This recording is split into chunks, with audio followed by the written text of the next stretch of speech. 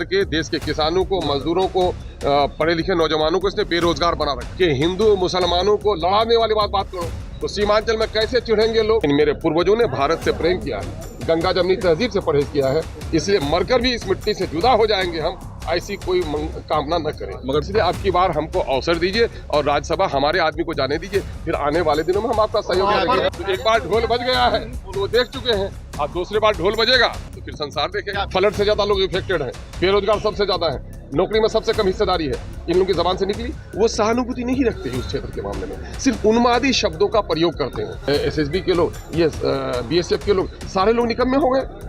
सरहदों पे क्या करते हैं? ऐसी सरकारों को जो इस तरह का आरोप लगाए तो ऐसी सरकारों को चूड़ियां पहननी चाहिए। नमस्कार, द इंडिया टॉप देख रहे हैं, मैं हूं अखंड ज्योति। देखिए, राज्यसभा की 5 सीटों के लिए चुनाव के तारीखों का ऐलान हो चुका है और इन सब के बीच राष्ट्रीय जनता दल ने भी एक सीट पर अपना दावा ठोक दिया है। और देखिए, ऐसे में एआईएमआईएम क्या उनका समर्थन करती है या फिर नहीं, यह सवाल अभी भी बना हुआ है। और इन सब के बीच एआईएम ने बड़ा, कह सकते हैं, मांग रख दी है सामने। उनका कहना है कि हमारे तरफ से राज्यसभा जाने चाहिए क्योंकि हमारा वहां पे कोई आवाज उठाने वाला नहीं है। क्या कुछ कह रहे हैं आईएमआईएम के प्रदेश अध्यक्ष अख्तरुल इमान, पहले उनके पूरे बयानों को सुनिए। करके देश के किसानों को, मजदूरों को, पढ़े लिखे नौजवानों को इसने बेरोजगार बना रखा है। तो सरकार फिसड्डी है, इसलिए उनका एक तंत्र है, उसमें मीडिया के कुछ बंधु हैं और उसके कुछ वर्कर हैं कि हिंदू मुसलमानों को लड़ाने वाली बात करो तो सीमांचल में कैसे चिढ़ेंगे लोग।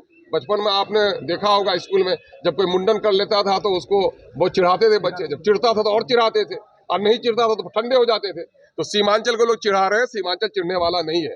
सीमांचल की जो आबादी है, वो नस्ल है, हमारे पूर्वजों पर फख्र है। जब देश का बंटवारा हुआ, सीमांचल करवट बदलता तो वो पाकिस्तान का हिस्सा हो सकता था, लेकिन मेरे पूर्वजों ने भारत से प्रेम किया है, गंगा जमनी तहजीब से परहेज किया है, इसलिए मरकर भी इस मिट्टी से जुदा हो जाएंगे हम, ऐसी कोई कामना न करें। मगर बिहार सरकार के मंत्री अशोक चौधरी कहते हैं कि किशनगंज में सबसे ज्यादा घुसपैठ हुआ है और वहां पर मैं कह रहा हूं कि वोटर आईडी कार्ड रखते नहीं, वोटर आईडी कार्ड रखते मगर आधार कार्ड नहीं रखते, क्योंकि मैं कह रहा हूं कि देखिए, वहां गरीब है लोग, कभी आए कि सबसे ज्यादा गरीब वहां पर है, पलायन सबसे ज्यादा, कभी इनके मुंह से निकली जबान से बात निकली, निरक्षर सबसे ज्यादा वहां लोग, जबान से निकली, इन्फेक्ट मोटिलिटेड सबसे ज्यादा वहां है, फ्लड से ज्यादा लोग इफेक्टेड हैं, बेरोजगार सबसे ज्यादा है, नौकरी में सबसे कम हिस्सेदारी है। इन लोगों की जबान से निकली वो सहानुभूति नहीं रखते उस क्षेत्र के मामले में, सिर्फ उन्मादी शब्दों का प्रयोग करते हैं। तो क्या केंद्र की सरकार और राज्य की सरकार, क्या एसएसबी, क्या बॉर्डर एरिया फोर्स, क्या आर्मी के दूसरे लोग, एसएसबी के लोग, ये बीएसएफ के लोग, सारे लोग निकम्मे हो गए।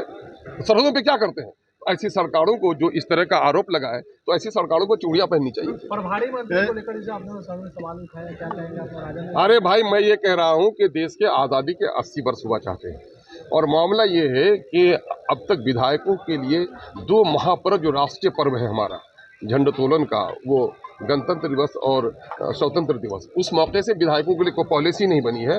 पूरा सदन चाहता था कि उसके लिए पॉलिसी बने, तो मंत्री जी गंभीर नहीं दिखे इस मामले में, लेकिन माननीय अध्यक्ष महोदय ने हम लोगों को आश्वस्त किया है इस मामले में पॉलिसी बने। 26 तारीख कल है, कल से राज्यसभा का नामांकन शुरू होने जा रहा है, तो क्या होगा महागठबंधन? और मैं कह रहा हूँ, तारीखें आती हैं तो होली से पहले दिल मचल रहा है, तो इलेक्शन से पहले चर्चा हो रहा है और हमने सबसे पहले चर्चे का आगाज किया है कि सबसे कमजोर हम हैं साहब, और उच्च सदन में, राज्यसभा में हमारा कोई प्रतिनिधित्व नहीं है।